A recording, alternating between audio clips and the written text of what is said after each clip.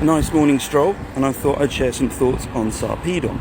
Sarpedon's a character in the Iliad. That's where he's featured most prominently. There is a fantastic Greek vase which shows his death. A bit morbid, I realise. But anyway, he's a really interesting character. He doesn't appear much, but he gives us some really valuable insights. And the first one is the whole concept of leadership and kingship. In the Iliad, we get this idea of what you should and shouldn't do, pretty much what you shouldn't do through the form of Agamemnon. And pretty much his relationship with Achilles pivots on the whole inter or intra-elite squabbles that go on, i.e. I'm due that amount of honour, I need this to satisfy my standing within the community, that is the community of other nobles.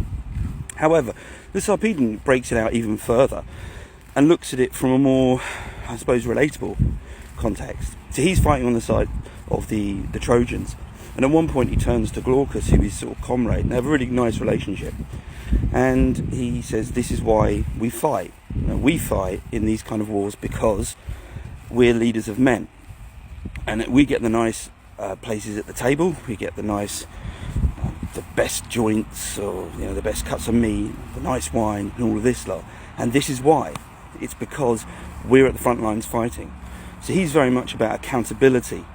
His concept of leadership is about, I do this because of this, rather than what you get from the Greek side, which is often, we just get all the good stuff, let's squabble out getting even more of the good stuff.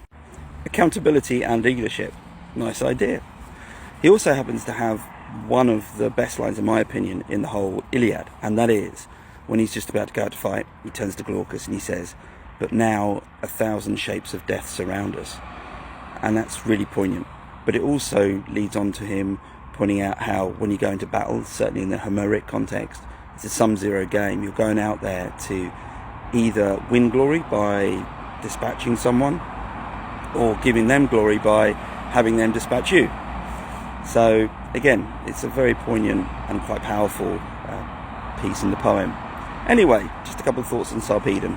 I don't think he gets enough credit.